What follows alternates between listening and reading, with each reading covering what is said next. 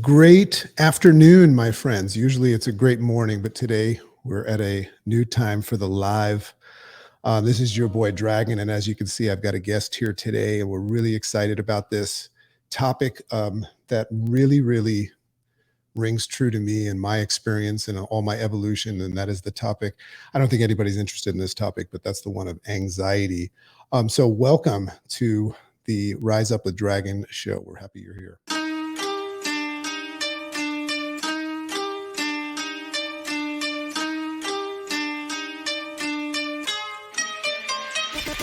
Great morning, world! Welcome to the Rise Up with Dragon podcast with your host, Dragon!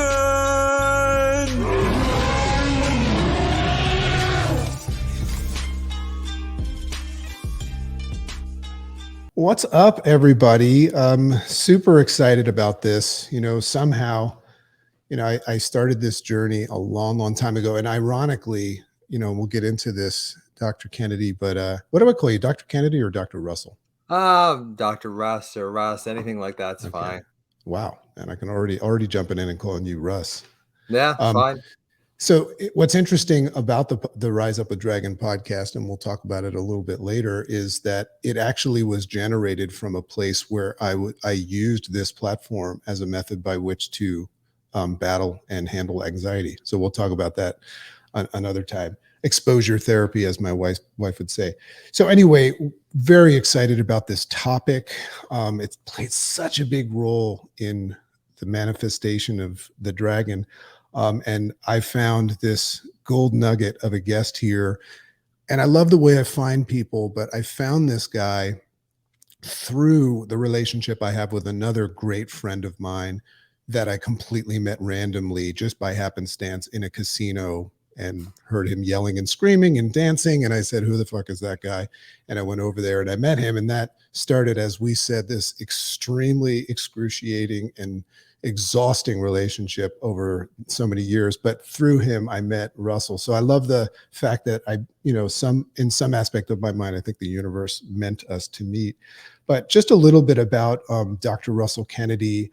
He's an author, and Dragon has already purchased his book. It's on the way because I'm addicted to his stuff already, and that's called The Anxiety Prescription.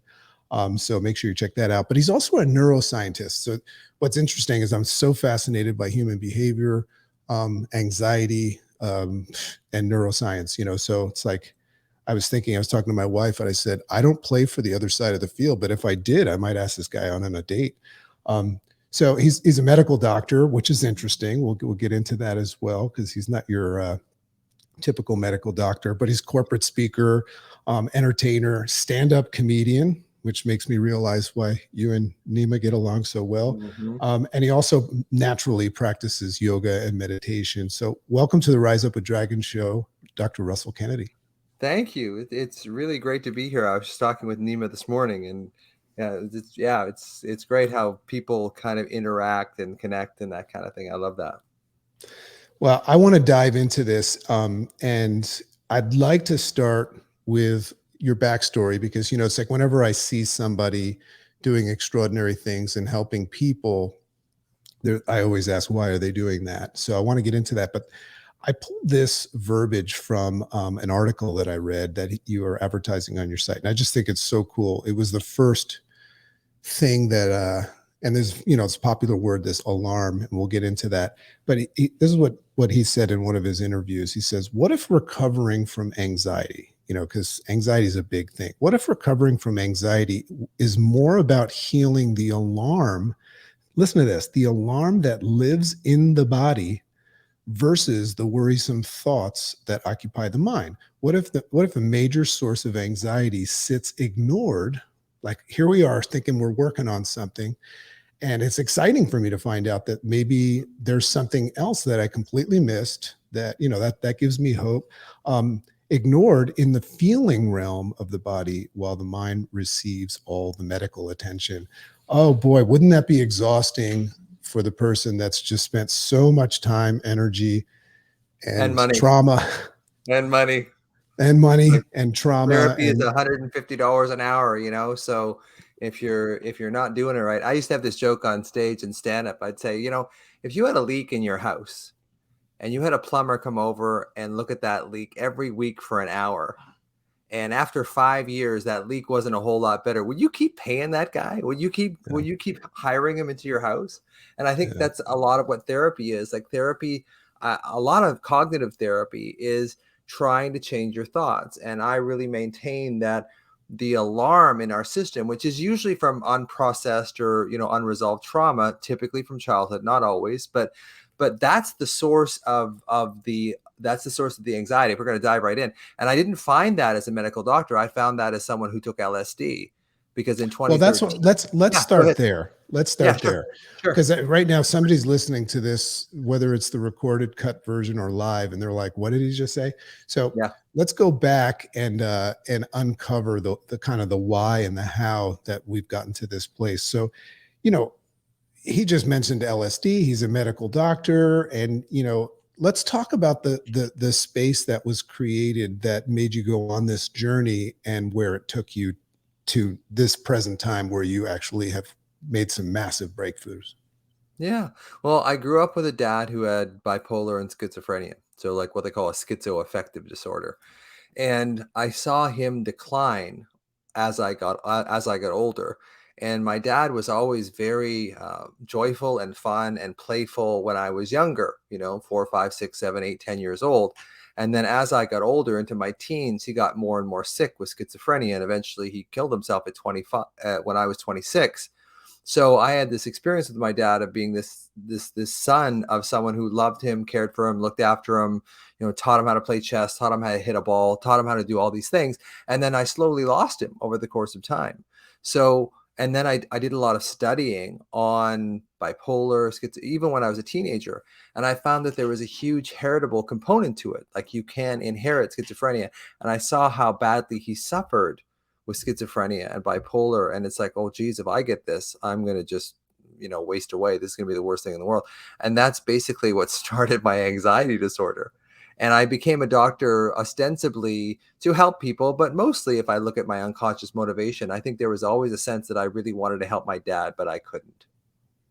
So that's interesting. What I'm because I totally relate to that. Whether it was me going back and remembering when one of my best friends committed suicide, or recognizing a member of my family that struggled like that. I remember the feeling, especially with my friend committing suicide, where I used to wonder if it was going to happen to me. And I remember the anxiety associated with that. So fascinating to do that. And then it makes total sense why, maybe the nurturer slash hero or fixer in you maybe went on this journey to like make sure you didn't go that way and Yeah. also help others.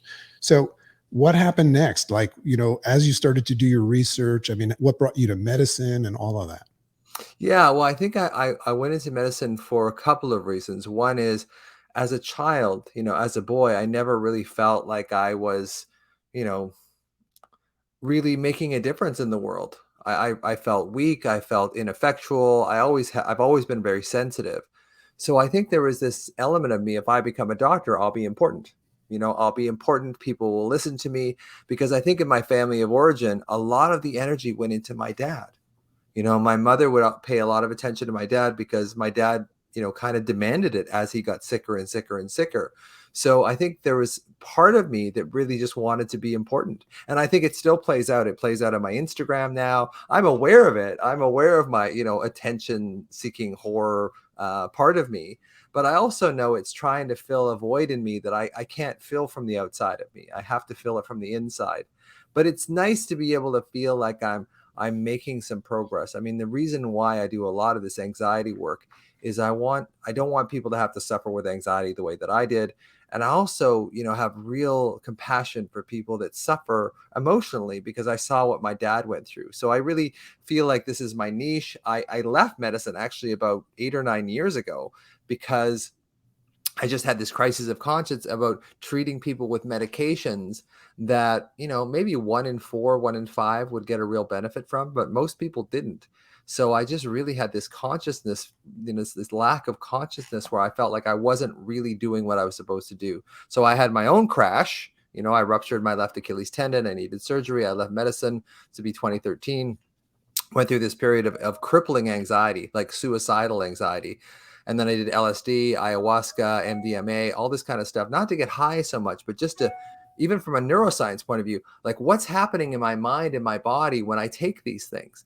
How is this changing my perception? And how is that change in perception expanding the container that I have for this alarm in my system? How can I allow this alarm to be there without being so reactive to it, I guess? So obviously, such a fascinating, complete other topic, just all of this new definition of medicine, right?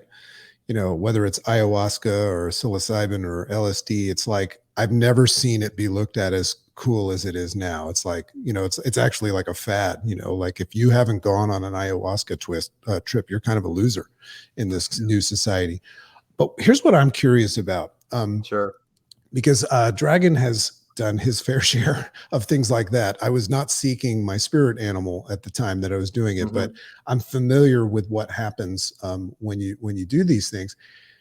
But it seems like you learn something about the brain and the body connection from the experience. So if you could just quickly elaborate Sure. what you identified, because I kind of felt like what you're saying, and this will lead us into what you've discovered and Okay. now do. It seems like by removing your maybe analytical mind or your programmed mind on this hypothetical trip, it allowed you to see something else. Is that what happened? That's exactly what happened. Yeah, that's exactly, like I've always been a very academic, the neuroscience part of me is very like highly scientifically structured. And then when I took LSD, basically it blew my mind apart. And I didn't have my regular academic intellect to go and try and explain things. So I had to feel. And maybe for the first time in my life, LSD made me feel. And it showed me, you know, after the LSD, when your mind just kind of explodes and goes into a million colors and all that kind of thing. After I started coming out of it, I was told, and I don't know where this came from, but basically it said, look, your anxiety is not in your mind at all. It's actually in your solar plexus. It's this sort of hot, purple, crystalline, sharp pressure or pain that radiates into your back. That's your anxiety. And I didn't really know what to do with that for the first year or so after I came out of it. I've done a lot of work in developmental psychology with Dr. Gordon Neufeld at the Neufeld Institute in Vancouver. And he said something one day, and he said, all anxiety is separation anxiety. And a lot of that anxiety is really this alarm in the system. And I said, well, what if this, at that time I thought, well, what if this solar thing in my solar plexus is actually a state of alarm in my body, and that's what's feeding the anxious thoughts. So this is kind of, and this evolved over 2 years. It wasn't like I did hallelujah, ayahuasca, hallelujah, thank you, Lord, I'm healed. It actually blew me apart for a couple of years. So, over the course of 2 or 3 years, this would be 2015, 2016, I started to see, hey, maybe this would be a great way of healing anxiety from a different way. Because what if the problem isn't the mind? What if the problem, all this time that we're spending in therapy trying to change our thoughts and our mindset, isn't actually helping us that much? What if we have to change our body set? What if we have to go in there and actually find that younger version of ourselves that has these wounds that I did with my father, and heal those first? And when you heal the alarm, there's nothing left to feed the anxious thoughts. And that's exactly what I found. Yeah. And logic would say, what if we woke up one day and, just we know the definition of insanity, yet we, still keep trying to do the same thing and get the same, results. I totally resonate with that. And I want to go into the, alarm anxiety, cycle and stuff like that, because I find that super fascinating. But before, I want to ask you a question. You said before, I left medicine. How do you leave medicine? Like, how do you actually leave? Did you send a letter or did you hold up a sign? Yeah, I sent them a letter and I said, look, I'm out. I'm out. Every year with the College of Physicians and Surgeons in the state or the province, I live in the province of British Columbia in Canada, you have to fill out this form. that says you haven't been charged with a crime, you haven't been, you're no disciplinary action against you, so you maintain your license year after year. So you do send them a letter saying, I'm going to go off on disability, which I did. And Right. they said, okay, well, we'll leave it open for you for 2 years at that time. And 2 years went up. It's like, I'm not going back to this because I don't like it. Right. And basically what I did was I just let it lapse at that point. I talked to them and I said, look, just let it lapse. Don't fill out the form every year or whatever. And at some point in the next few years, they'll just take you off the register. So in 2017, they officially took me off the medical register. So I don't have a medical license anymore and that kind of thing, which has actually been very liberating because Mm. I found that medicine was really railroading me down this kind of left brain analytical part of me that there's a huge part of me that's like that, but I didn't really get to expand on the right brain academic artistic side of me. And then I started doing stand-up comedy, but this is a long time ago, back in 2004. So I started doing more stand-up and more speaking and that kind of thing. And I just found the farther away I got from seeing 40 patients a day, the more my right brain kind of expanded, and I came up with this alarm anxiety theory, and I started writing the book, and everything seemed to kind of just start to flow after I left medicine, and I was outside of that regimented kind of seeing 40 patients a day kind of grind. Yeah, I resonate with this idea of unlocking your creative potential, and how paralyzing it could be to be kind of like almost imposter syndrome wise playing the role of something else, even if you're kind of like diversifying. And I mean, Yeah, one thing I saw in your article, I love the fact that sometimes people refer to you as non-conventional. They say yes, Dr. Russell Kennedy's non-conventional approach. And when I hear that, I'm like, well, what the fuck does conventional mean? Like, and like, are we not all waking up right now and recognizing that anything conventional, anything herd mentality, anything that's coaxing you into following, the leader? I mean, in any realm of personal growth, healthcare, or anything, it just seems like a stupid idea. So I think that we're coming in this new reality right now yeah, where I'm hearing people say things like this. They're saying, oh, I love my doctor, I love my coach, I love my mm, whatever, because he's non-conventional. So I just think that that's hilarious. So kudos to you for, because that's not easy to do. Cost you quite a bit of time and money, and it's kind of absolutely. like a badge of awesomeness that we wear. And it's nice when people can say it's Dr. Russell Kennedy. Yeah, So that's awesome. So let's talk about. Um, I don't know how many people really caught that idea that maybe it's not a mind thing. yeah, Maybe it's another thing. And I just want to quickly share my personal experience to sure, add to it, because I didn't know about this alarm, anxiety cycle before. I was just this guy that out of nowhere, the most confident person, right? And I of course I have unresolved trauma, childhood sure. trauma. I mean, like, I've got a bag of that. But I went from being the most confident, just Go that getter. guy, Yeah, go getter, put me out on stage in front of a million yep. people and I'll just take a nap. And then all of a sudden I felt it for the first time. I didn't know what caused it or anything. So for anybody that experiences anxiety, and I still to this day feel that feeling, it can be paralyzing. So what I figured out, because what I learned, and I'd love you to elaborate a little bit on this too. The way I saw it is you have two choices when you're experiencing anxiety. One is to run from the perceived thing that's causing it. Hmm. Two would be to some sort of fight it or fix it. So I would assume that we're kind of in the realm of two when we get into this work that you're doing.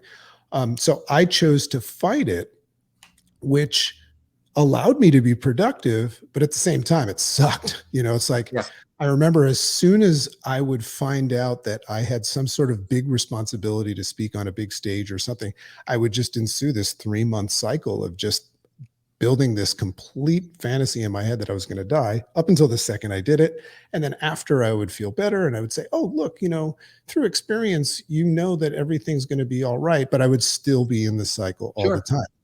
So I read an article that changed my life a long time ago. And I speak about this in my book, and I'm definitely going to take some of your stuff and put it in my book because it's almost done. Of course, I'll get permission and let you know. Sure, sure. But I read an article, and it showed me the brain maps of two brains. One was having an anxiety attack, and the other one was just excited about like a wedding, and they looked the Yep. same. So what I did was I just rewired my brain in how I perceived anxiety, and I just started saying, like, so now when I walk on stage and I feel like I'm going to die, I go, "This is really exciting." Mhm. So that was me. So I'm excited to do this new work. But how do you kind of digest and elaborate a little bit on this inflection point that the person is at that is experiencing anxiety?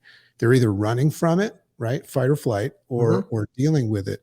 What's the first step for that person? I think it's awareness. Like, I really do think it's awareness. It's like being aware of that sensation. It's like when I see people with panic attacks, first couple panic attacks people have, they just feel like I felt kind of dizzy. I felt a little lightheaded. I felt a little weird, a little flushed. I looked around like, this is weird. And then what happens after they've had two or three of those is they start thinking, I wonder if I'm having a stroke. I wonder if I'm having a heart attack. Now, that's the point where everything snowballs. Because at that point, the brain is a meaning making, make sense machine. So if your body's undergoing this tremendous feeling of upheaval, your brain is going to say, hey, this might be happening to you. You might be having a heart attack. You might be having a stroke. Now, that feeds again the alarm in the body. It's like, oh my God, I'm having a heart attack. I'm having a stroke, which of course drives you deeper and deeper into survival physiology. So you start secreting more cortisol, more adrenaline, epinephrine, which makes the whole thing worse until the point where the body can't take it anymore. The adrenaline drops and then the panic attack subsides. Now, what I used to do with people is I would often give them a tablet of, alprazolam, Xanax, or lorazepam, Ativan, something like that, so that when they had the panic attack, they would take this, they put it under their tongue, or they'd take it, and in about 10, 15 minutes or so, they'd feel calm. So after that, all they needed to do was carry around one of these tablets in their purse or their wallet, and they were fine because they knew it was going to end. Like, that's the thing about anxiety. When you know it's going to end, you can endure just about anything. But the worst part of anxiety is that you don't know when it's going to end. Plus, that survival physiology that the alarm has put you in has taken away your rational ability to think. So we're trying to figure out rationally and trying to solve the problem rationally when the rational parts of our brain have been shut off, because as an evolutionary perspective, when you're in survival physiology, you preferentially look for threat. And the part of your brain, the rational part of your brain, gets shut off in favor of this, ability to emotionally deal with what's going on. So you can't actually deal with an acute alarm attack by thinking about it, because the part that thinks has been shut off. So you have to deal with it at the emotional realm, which is the realm of the body. So what you do when you start feeling anxious or alarmed or panicked is you go into your body, put your hand on your chest, breathe into it, like get into the sensation and really focus on the intention that you're going to focus on your body. Because if you do that, it diverts that energy that your mind would do to start digging you deeper into this horrible hole, and then you can actually ground yourself in your body. That's the short version of how we deal with anxiety properly, as opposed to trying to this thought isn't real, this isn't reality, whatever. You don't have your rational brain, so why are you trying to use your rational brain to make you feel better?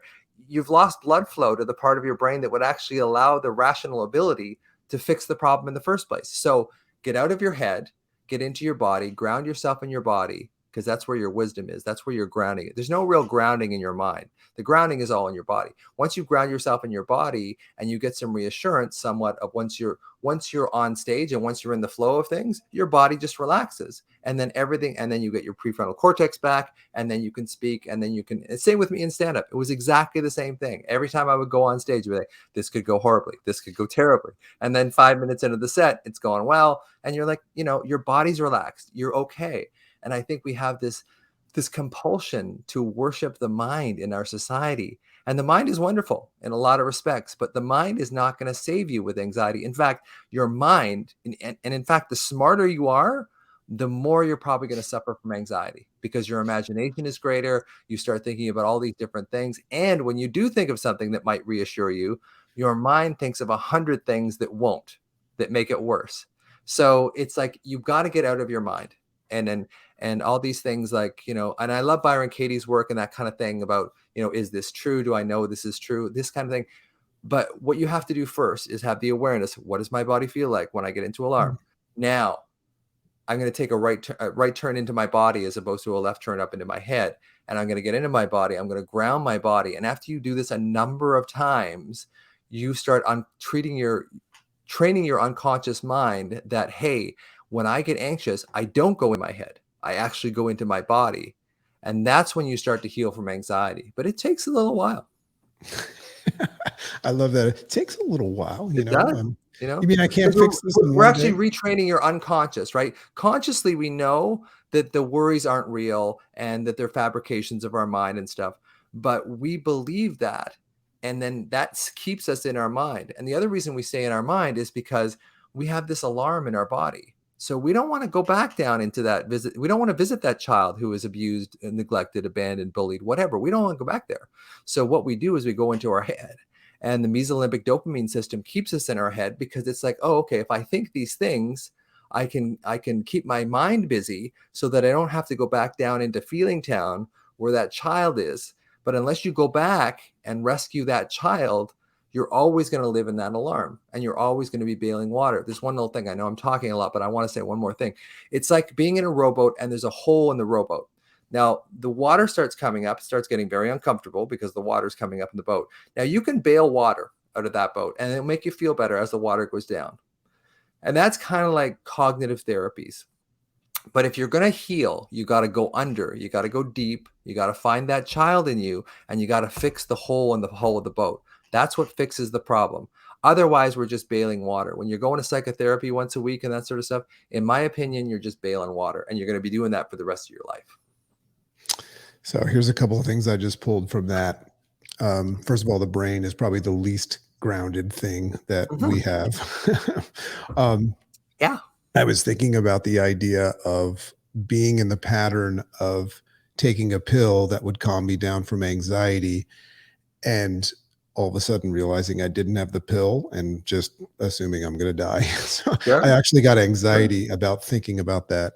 But yeah, it's really, really interesting. And I would say, and this is a lot of the work that I do. I'm very fascinated in the response system. That's what my work and my book is about. It's just that, I call it the eye of the storm, that moment where you develop the ability, you said take a left instead of a right, or look down to the body rather than the mind. It's that moment where you have to develop the ability. I think it starts with recognizing that you have this programmed knee-jerk stress response system that you're used to, and it happens unconsciously in that subconscious mind.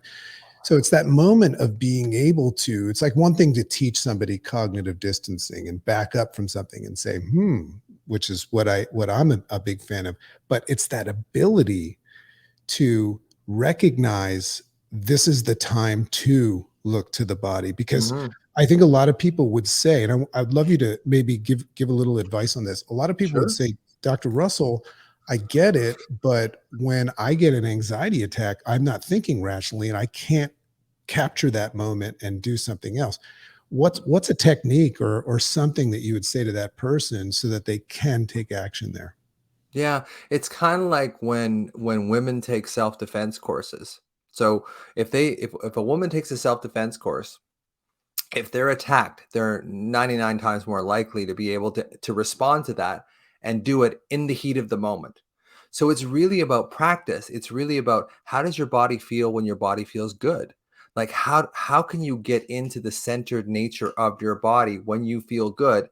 And at that point go, okay, when things go when I start feeling this flush feeling, when I start feeling like whatever your anxiety, your early anxiety sensations are, for me, I get a tension in the back of my throat. There's kind of a pressure in my solar plexus. When I start feeling that, it's like, now I know that I have to go into my body. I have to go into breathing. I have to learn. I have to practice that too. I have to practice that skill, just like the women practice the martial arts or the self-defense behaviors, so that when things start, when shit goes down in the hood, that you have this ability that you've practiced that you can keep doing. It's like I tell people, okay, say at the end of, like right now we're at the end of August, say at the end of December, I'm going to take you to the basketball court. I'm going to get you to shoot 10 foul shots. If you make 3 of them, I'm going to give you $1 million. Are you going to start practicing the week before? It's like, no, you're going to practice shooting foul shots every day, so that when you come to that moment where you have to make 3 out of 10, you've done this so often, you've done this so regularly, you've practiced it so much that it becomes the go-to, it becomes the automatic behavior. And when that sort of body response becomes your automatic behavior, then you actually start healing from anxiety rather than just coping with it and managing it. So fascinating. You just gave me an insight into a different way of looking at the feelings associated with anxiety, rather than looking at them and, because typically what you'd say is, oh, like, this is fucking inconvenient right now, like right, I'm about to do this show with Dr. Sure. Russell and I have it all planned out, but now all of a sudden the devil has showed up. Rather than looking at it that way, almost looking at it, dare I say, it's kind of like the obstacle is the way, the Stoic thing. It's kind of like saying, oh, this is the cue. This is the Yeah. thing that means it's time to go in the body work. And then I would assume that some of the work that you do, because it's related to improving your life, starts to be something you look forward to. So it's like, I know this sounds crazy, but I Yeah. am crazy. And Yeah. I love the idea of having an anxiety attack and saying, awesome, I'm going to go Yeah. do some body work. Yeah. And it gets to be that way. It takes a while because it's so abhorrent to us to go through that anxiety. But here's the thing. I believe that anxiety is really alarm. And oftentimes, especially if we've had trauma as children, it's that child in us that's asking for our attention. And if you had a child come up to you who was distressed in the grocery store, and they, like a 2-year-old, a 3-year-old, and they put their hands up for you to pick them up, of course you would pick them up. But we don't do that for ourselves because we don't want to go back and visit that child, because that child holds a lot of our pain. But that's exactly what we have to do to heal it at its source. Like I said, you can cope with anxiety. You can do cognitive behavior therapy, and they work and they help you cope with anxiety. But to actually heal with anxiety, you have to find that child in you, and you have to see them, hear them, and love them, and go back and find it. And this is where the medical doctor part of me wants to have a seizure, because we're never trained in this kind of stuff. And it sounds really weird, but this is how you heal from anxiety, because the root cause of anxiety is that alarm, and the alarm comes from the child. So what I believe happens is, when we're children, if we get exposed to overwhelming circumstances like tremendous loss, abuse, neglect, abandonment, emotional, physical, sexual abuse, that kind of stuff overwhelms the child mind. We can't deal with it. So we suppress it or repress it down into the unconscious. And a lot of the old philosophers and psychologists used to say that the body is a representation of the unconscious mind. And this is true with The Body Keeps the Score, Bessel van der Kolk's book. So that energy, that alarm energy that overwhelms us as children, gets stuffed into our body. In me, it goes into my solar plexus. And a lot of people, it goes into their heart. A lot of people, it goes into their throat. People that had to become the leader of their family as children, very young, often will feel it across their shoulders.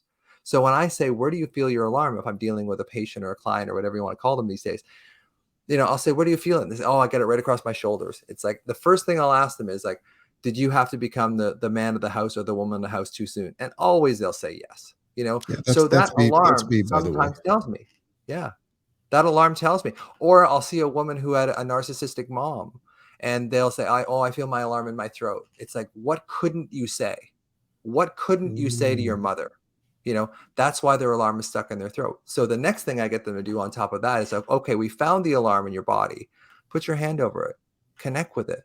because that's the child in you with their hands up asking you to connect with them. Typically, what we do is we feel the alarm and go, oh, no, no, no, no. See you later. Like that kid comes up to us in the store. And we're like, nope, see ya.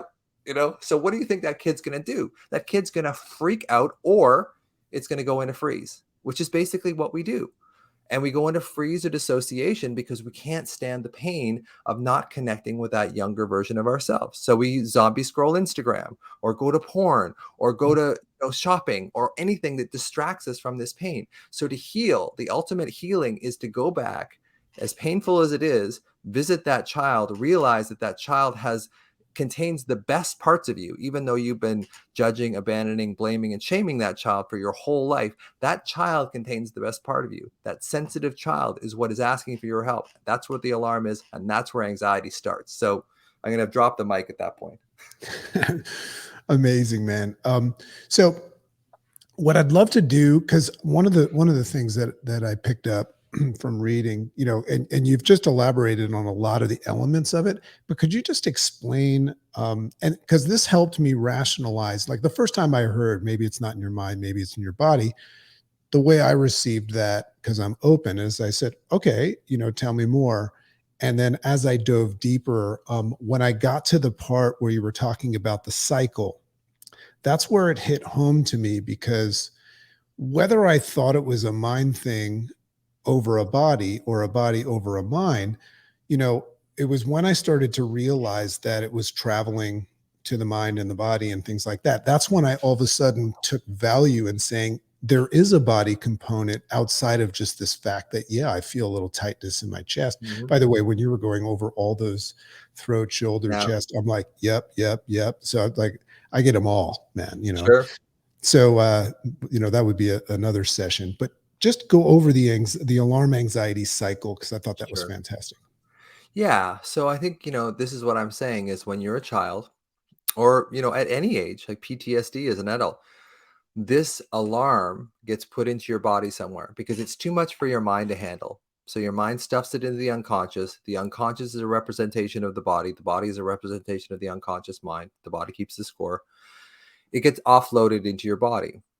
So we can find that alarm in your system. And this is what I'll often do with people, is I'll take them back to, for me, I go back into watching my dad go into the ambulance for an admission to the psych hospital, or when I visit him in the psych hospital, and I can really feel it in my chest. It's like, okay, I locate this alarm in my chest, and what that alarm does is it goes up to your mind in this process called interoception. So your mind is constantly reading your internal and external environment. So when it reads your internal environment, and it detects this, what I call background alarm, because the alarm comes from the background events of your life. With me, it was my dad being schizophrenic. With other people, it's they were abused or abandoned as a child. But that alarm is the root cause of what we call anxiety. So when the mind reads that alarm in the body, it creates a story that's completely consistent with that uncomfortable, painful feeling of alarm. So it'll start coming up with what I call the three W's of worries: warnings, what ifs, and worst case scenarios. So it comes up with this stuff. Then your mind comes up with this worst case scenario, which of course now energizes the alarm in your body, because of course your body reacts to a thought in a very similar way it does to something actually happening. So the alarm gets exacerbated. Now, when the alarm gets exacerbated, we go into survival physiology. And when we go into survival physiology, we create cortisol and epinephrine, which basically puts us into a survival framework in our brain, evolutionarily. And in survival, that survival physiology, we preferentially look for threats. So if we're in our bed, or we're just hanging out, or about to go on stage or whatever, if there's no threat immediately, physical threat in front of us, we will make up threats. So what are made up threats? Well, they're worries. It's like, this is going to go terribly. They're going to hate me. This test is going to be cancer. The mind is a compulsive meaning-making, make sense machine. It hates uncertainty, especially if you had uncertainty in childhood. If you had uncertainty in childhood, especially, we hate uncertainty. So what the mind will do, is it will pick a worry that may be painful, but at least it makes sense of the pain in our system.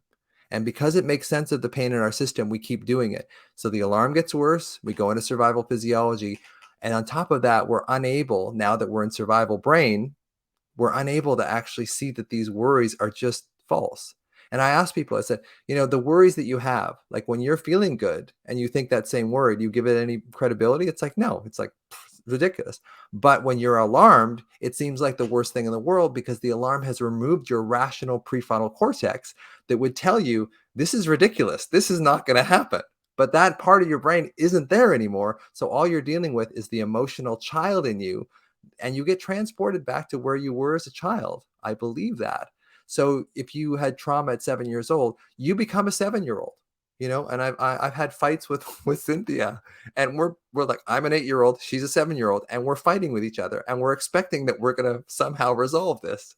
So this is basically the alarm anxiety cycle. The alarm comes from this old trauma that's still stored in our body, goes up to the mind through interoception. The mind makes up all these freaky worries, which of course makes the alarm worse, which of course makes the worries seem more real, which creates this whole cycle. And we can't get out of that typically with typical therapy. We have to go in there and start discharging the alarm, connecting with that alarm, resolving that alarm, because that's the root cause. Once you start resolving the root cause, then the thoughts just fade away. So why are we trying to fix the thoughts when the thoughts really are just a byproduct? They're just a symptom. They're not the underlying cause. Although when we have a thought and then all of a sudden you feel this alarm, you assume, which we all do, that the thought caused the alarm. And I would say, no, you were probably alarmed in your system before you even had the thought.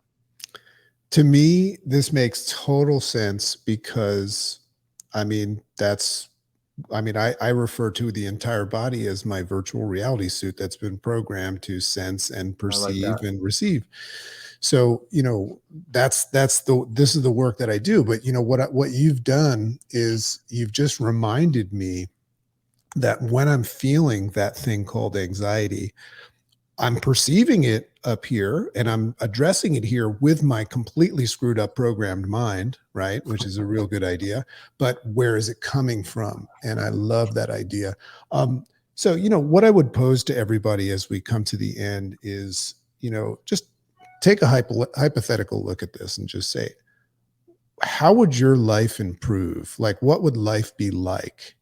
And I'm going to give you permission to explore this idea. Those of you like I used to be that don't think this is possible, but what would your life be like if you had a better understanding of what anxiety was, a better response system to when it was triggered, and an actual structure and a strategy on how to handle it that would actually start improving, and hopefully one day, rather than cope with it, because that's what I do really well. I'm amazing at coping with Mm. anxiety, but start to work on healing it. What would your life be like and how would it be improved?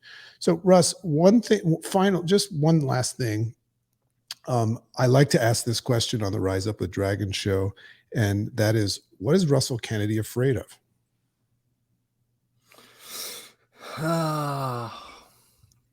I'm afraid of just not getting my message out to the world, because a lot of my life I think I spent in pain. If you'd asked me, did you have a good life? Like if I died tomorrow and went up to whatever pearly gates or whatever, and someone said, did you have a good life? I'd say, I don't know if I had a good life. You know, I'd say I had a challenging life.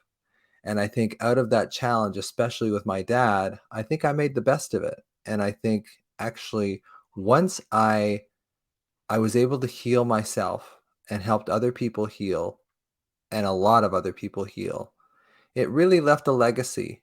And in that legacy, I feel like, yeah, I had a good life.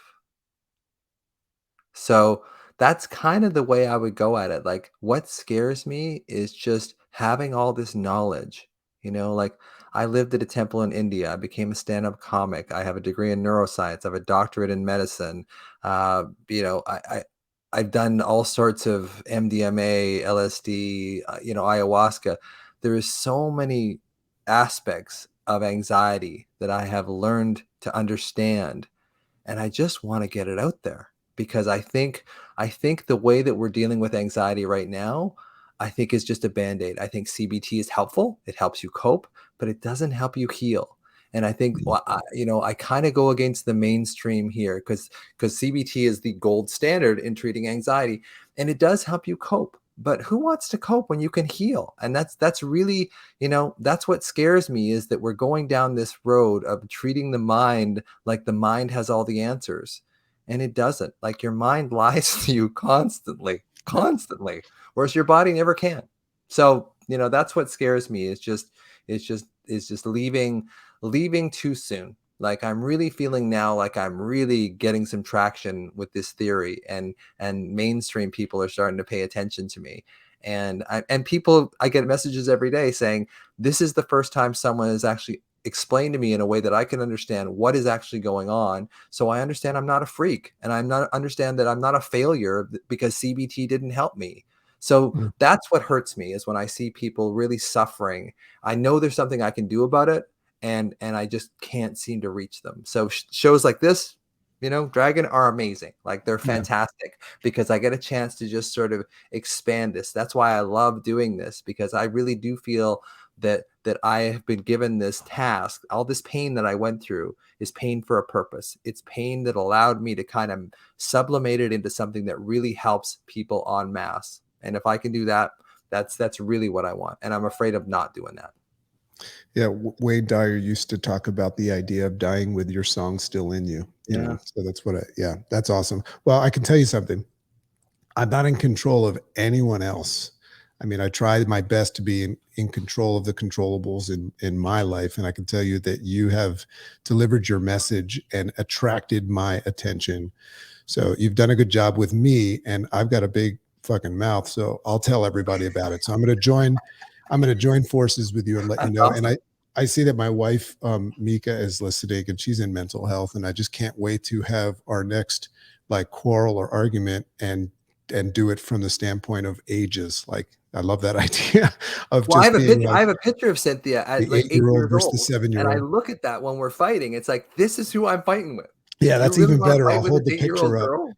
You get a popsicle stick and you hold the picture up and you show who you're representing. Yeah. So whether it's somebody that is experiencing anxiety and resonates with this, whether they're watching this on through the channels or podcast, or maybe even a professional that wants to engage and work with you, how would you recommend somebody approaches you that wants to like start looking into doing work? Sure. I mean, the Anxiety MD, that's basically my brand, the Anxiety MD. You can find my website, it's the Anxiety MD, my Instagram at the Anxiety MD, Twitter at the Anxiety. Everything is the Anxiety MD, and my book, Anxiety RX, which is interesting because if you go outside of North America, we know that RX stands for prescription, but they don't. So it's really funny when I get notes from people from Australia going, what is this prescription, this RX? Because it doesn't mean that here. And if I'd known that, I might have changed the topic of the book. But the Anxiety MD is the best way to find me. Typically Instagram. I look at my Instagram comments and my messages every day and that kind of thing. That's a great way to find me and connect with me. Like, send me a DM on Instagram. That's an easy way of finding me. Awesome, dude. So cool. I can't wait to learn more. I can't wait to read your book. I can't wait to hear the positive feedback. And I think that I really think you're onto something. And I will say to everybody, if you're just finding out about Dr. Russell now, I came across him a long time ago through this friend of ours, and I thought it was spectacular. But what I've noticed, and I want to just tell you what I've noticed, is that just like you said, I've noticed that it's coming into the space of consciousness more right now, whether it's your following and in the questions and the engagement. So keep going, man, because the world needs you. So thanks so much for being on the Rise Up with Dragon show. What an amazing episode. And this will definitely be one for the vault. So everybody having a wonderful day.